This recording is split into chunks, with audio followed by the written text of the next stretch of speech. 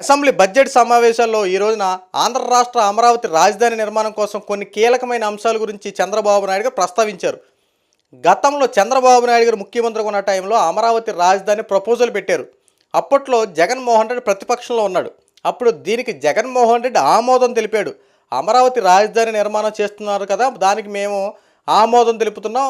అమరావతి రాజధాని అంటే పర్లేదు, అక్కడ మాకు ఇష్టమే, అన్నీ చెక్ చేసుకుంటే రాష్ట్రానికి ఒక మూల స్తంభం అమరావతి రాజధాని కరెక్ట్గా సరిపోతుంది, సో ఇక్కడ అమరావతి రాజధాని ఉంటే పర్ఫెక్ట్ అంటూ జగన్మోహన్ రెడ్డి ఆమోదం తెలిపాడు. చాలామంది కీలక నేతలతో, అనేక మంది సలహాదారులతో, ఆర్థిక నిపుణులతో అందరితో చర్చా సమావేశాలు జరిపించి ఆఖరికి అమరావతిని ప్రపోజల్ ఫిక్స్ చేశారు. అక్కడ అమరావతి రాజధాని పనులు ప్రారంభించారు. చాలా కట్టడాలు జరిగినాయి, రోడ్లు నిర్మించారు, రకరకాలుగా కొన్ని మొత్తం అవన్నీ కొద్ది క్లీన్ చేసి ప్రతీది ఒక మెనూను రూపొందించారు. రాష్ట్రానికి రాజధాని ఏ రకంగా ఉండాలో కొన్ని కట్టడాలు కట్టి కూడా చేశారు. అయితే జగన్మోహన్ రెడ్డి 2019-2024 ఎలక్షన్లో ముఖ్యమంత్రి అయ్యాడు. ముఖ్యమంత్రి అయిన తర్వాత చంద్రబాబు నాయుడు గారు ఏదైతే ప్రపోజల్ అమరావతి పెట్టారో అవి ఆల్రెడీ కొన్ని సగం కట్టడాలు జరిగినాయి కదా, అది కంటిన్యూ చేస్తే బాగానే ఉంటుంది. కానీ జగన్మోహన్ రెడ్డి ఇక్కడ 3 రాజధానులు 3 ముక్కలు అంటూ కాలయాపన చేసి రాజధాని అనేది లేకుండా చేశాడు. రాష్ట్రానికి రాజధాని అనేది లేకుండా పక్కన పెట్టాడు. జగన్మోహన్ రెడ్డి యొక్క ఆలోచన ఏంటంటే అక్కడ ఒక రాజధాని ఉండాలి, అక్కడ ఒక రాజధానులు ఉండాలి, అక్కడ ఒక రాజధాని. 3 రాజధానులు ఉంటే తప్పేంటి? బెంగళూరు ఉంది, అక్కడ 3 రాజధానులు లేవు దానికి. అక్కడ ఎక్కడ ఉంది దానికి, అక్కడ 2 రాజధానులు లేవా? అలాగే మన ఆంధ్ర రాష్ట్రానికి 3 రాజధానులు ఉంటే తప్పేంటి? అయ్యా జగన్మోహన్ రెడ్డి గారు, 3 రాజధానులు ఉండటం వల్ల తప్పేమీ కాదు. కానీ ఒక్కసారి ఆలోచించుకుంటే మన రాష్ట్రానికి పాపులేషన్ ఎంత, ఇక్కడ ఉన్నటువంటి మౌలిక ఉత్పత్తులు ఏంటి, మనకి సహజ వనరులు ఏంటి, ఇక్కడ మనం సంపద ఎలా సృష్టించుకోగలుగుతాం, ఇక్కడ మనకు ఆర్థిక వనరులు ఏమున్నాయి, ఇక్కడ ఏ రకంగా మనకు అభివృద్ధి చేసుకోగలుగుతాం, మనం రూపాయిని ఎలా సంపాదించుకోగలుగుతాం, రూపాయిని ఎలా ఖర్చు పెట్టుకోగలుగుతాం, మన ఆంధ్ర రాష్ట్రానికి 3 రాజధానులు ఉంటే కరెక్టేనా, ఒక రాజధాని ఉంటేనే మంచిదని చెప్పి ఇలాంటి ఆలోచనలు ఏమైనా ఆలోచించారా? ఎక్కడో ఏదో జరిగిందని చెప్పి ఇక్కడ అన్నారు తప్ప ఇక్కడ ఉన్నటువంటి విధి విధానాలు ఏంటి, ఇక్కడ ఉన్నటువంటి మనకు మౌలిక వసతులు ఏంటి, ఈ సరిపోతాయా రాష్ట్రాలు 3 రాజధానులు ఉండడానికి, మనకి రాష్ట్రానికి సరైనదేనా అని చెప్పి ఈ రకంగా అయిన కోణాల్లో మీరు ఆలోచించలేదు కదా. ఎక్కడో పెట్టారు, ఇక్కడ పెట్టాలి, ఇదే మీ కాన్సెప్ట్. సో 3 రాజధానులు ఒక రాజధాని కూడా కంప్లీట్ అవ్వకుండా మొత్తం పక్కన పెట్టారు. మళ్ళీ చంద్రబాబు నాయుడు గారు ముఖ్యమంత్రి అయిన తర్వాత రాజధాని పనులు మళ్ళీ పునఃప్రారంభిస్తే ఇక్కడ కేంద్రం దగ్గర నుండి 15,000 కోట్ల రూపాయలు నిధులు తీసుకొచ్చారు. చంద్రబాబు నాయుడు గారు పవన్ కళ్యాణ్ కలయికతో కేంద్రం దగ్గరికి వెళ్ళి మాట్లాడి 15,000 కోట్ల రూపాయల నిధులు తీసుకొస్తే దీని మీద కూడా కొంత బురద జల్లే రాజకీయాలు చేశారు. అదేంటో తెలుసా? 15,000 కోట్ల రూపాయలు అప్పు ఇచ్చింది, మళ్ళీ అప్పు అంతా తిరిగి కట్టాలి కదా, కట్టాలి కానీ ఇక్కడ ఏం ఫ్రీగా ఇవ్వలేదు కదా అని చెప్పి మాట్లాడారు. అయితే ఫైనాన్స్ మినిస్టర్, కేంద్ర ఫైనాన్స్ మినిస్టర్ నిర్మలా సీతారామన్ గారు ఒక ప్రెస్ మీట్లో మాట్లాడి ఆంధ్ర రాష్ట్రానికి మేము 15,000 కోట్ల రూపాయల నిధులు విడుదల చేస్తున్నాం, ఇది రాష్ట్ర ప్రభుత్వం కట్టాల్సిన పని లేదు. నోట్ దిస్ పాయింట్, ఇక్కడ రాష్ట్ర ప్రభుత్వము కట్టాల్సిన పని లేదు.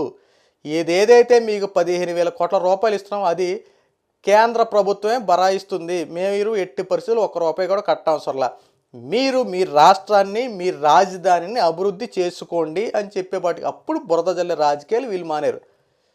మీరు అభివృద్ధి చేయరు, చేసేవాళ్ళు చేయనివ్వరు, మీరు కట్టరు, కట్టేవాళ్ళు కట్టనివ్వరు.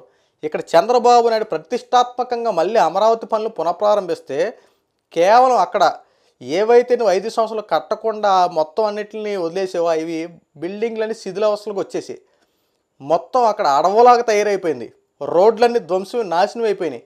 మళ్ళీ పనులన్నీ పునఃప్రారంభిస్తానికి ఒక్క క్లీనింగ్ సెక్షన్లకే 37 కోట్ల రూపాయలు ఖర్చు అయింది. ఎవరి సొమ్ము ఇది? ఎవరి సొమ్ము ఇది? ప్రజల సొమ్ము కదా దుర్వినియోగం అవ్వడం. నువ్వు చేసినటువంటి పనుల వల్లే కదా ఈరోజు 37 కోట్లని మామూలు విషయమా? ఏదో దానికి ఉపయోగపడేది కదా. అలాంటిది ఎంత నువ్వు చేసే ప్రతి పని ప్రజల్ని ఇబ్బంది కలిగించే విధంగానే ఉండబట్టి ఈ రోజున మళ్ళీ కేవలం ఒక చెత్త ఎన్ని క్లీన్ చేయడం 37 కోట్లు ఖర్చు అంటే మామూలు విషయం కాదు. అలాంటిది జగన్మోహన్ రెడ్డి 3 రాజధానులు అంటే కాలయాపన చేసి రాజధాని అనేది లేకుండా చేసావు. ఈ రోజున చంద్రబాబు నాయుడు గారు దీని గురించి ప్రసంగిస్తూ చెప్పిన కొన్ని విలువైన మాటలు, రాజధాని ఉంటేనే ఇక్కడ పెట్టుబడులు పెట్టడానికి అనేక మంది పారిశ్రామికవేత్తలు వస్తారు, అది వాస్తవం 100%. ఎందుకంటే ఇప్పుడు మనం ఏదైనా పోస్ట్ రాస్తున్నాం అనుకో, మన ఇంటి చిరునామా ఉంటే అది పోస్ట్ మన ఇంటి వరకు చేరుతుంది. చిరునామా లేకుండా మన పేరు రాసేసి పలానా ఊరని రాసేసినంత మాత్రం వెళ్ళిపోద్దా? దానికి ఒక అడ్రస్ ఉంటుంది, దానికి ఒక పిన్ కోడ్ ఉంటుంది, దానికి ఒక ల్యాండ్ మార్క్ ఉంటుంది. సో ఎక్కడికి వెళ్ళాలి అక్కడ చేరద్ది. ఇక్కడ కూడా అంతే. ఆంధ్ర రాష్ట్రానికి రాజధాని అని ఉంటే పలానా రాజధాని ఉంది, ఆ రాష్ట్రానికి రాజధాని అని ఉంది, ఆ రాజధాని ఉన్న రాష్ట్రానికి ఒక ముఖ్యమంత్రి ఉన్నాడు, ఆ ముఖ్యమంత్రి తరపున ఇవన్నీ చేయొచ్చు అని చెప్పి అప్పుడు పెట్టుబడిదారులు, పారిశ్రామికవేత్తలు వేగవంతంగా అవుతారు ఇక్కడ రావడానికి. ఇక్కడ జరిగే సిచ్యువేషన్ ఇది. గతంలో పెట్టుబడిదారులు ఎందుకు రాలా? గతంలో ఇన్వెస్టర్స్ వీళ్ళందరూ ఎందుకు రావట్లేదు? గతంలో పరిశ్రమలు ఎందుకు ఏర్పడలేదంటే ముఖ్య కారణం ఇదే. రాష్ట్రానికి రాజధాని లేకుండా మీరు ఎన్ని చేసుకున్న ఉపయోగం ఏంటి?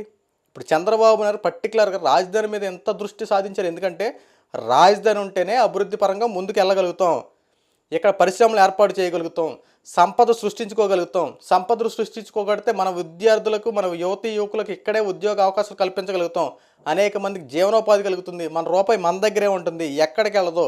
ఇది కదా చంద్రబాబు గారి ఆలోచన. ఇవన్నీ పక్కన పెట్టేశారు. గత 5 సంవత్సరాలు రాజధాని లేక చిన్నపిల్ల టెక్స్ట్ బుక్లో కూడా మీ ఊరు రాజధాని ఎదురంటే ఏం చెప్తారు? మన రాష్ట్రానికి మా రాష్ట్రానికి రాజధాని మాకే తెలియదు, మా జగన్మోహన్ రెడ్డి ఇంకా పెట్టలేదని చెప్పుకోవడం ఇదే సరిపోయింది కదా. గత 5 సంవత్సరాల్లో 3 రాజధానులు రానండి, వస్తాయండి ఇదే కదా. ఇక్కడ ఉద్యోగ అవకాశాలు లేక యువతీ యువకులతో పక్క రాష్ట్రాలకు వెళ్ళిపోయారు. అదే రాజధాని కనుక ఏర్పడితే ఇక్కడ పరిశ్రమలు ఏర్పడేవి, ఉన్న పరిశ్రమలను మూయించేస్తున్నారు. వచ్చిన పారిశ్రామికవేత్తలందరూ పక్క రాష్ట్రాలకు తరిమి కొట్టేశారు.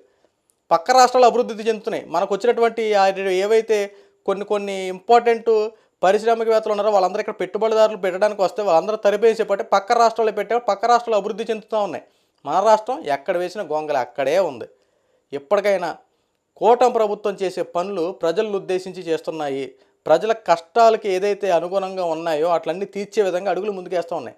ప్రతి పని పేదలను ఉద్దేశించి అన్నీ చేస్తుంటే దీని మీద కూడా బురద జల్లి రాజకీయాలు చేయడం మొదలుపెట్టేశారు. ఒక పక్కన అభివృద్ధి చేయడం కోసం చంద్రబాబు నాయుడు కృషి చేస్తుంటే అందుకోలేనటువంటి ఆర్థిక భారం 13 లక్షల కోట్ల రూపాయలు అప్పు చేసినటువంటి జగన్మోహన్ రెడ్డికి ఇలాంటి అభివృద్ధి పనులు చేయడానికి ఎందుకు వస్తుంది? అందిన కాడికి దోచుకున్నారు. దాచుకో పంచుకో అని చెప్పి జగన్మోహన్ రెడ్డి ప్రభుత్వం అంతా ఇలాగే సరిపోయింది.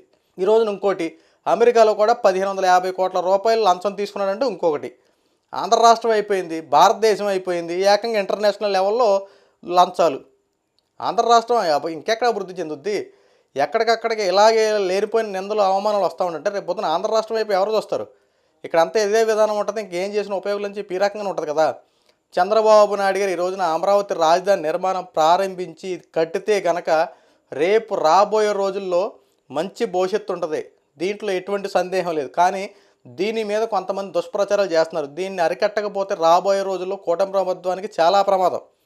ఎందుకంటే ఒక మంచి కార్యక్రమాన్ని ప్రజల్లోకి వెళ్ళలేకుండా కొంతమంది ఎలాంటి బురదజల రాజకీయాలను అరికట్టకపోతే రేపొద్దున చాలా విపరీత పరిణామాలు ఎదురవుతాయి.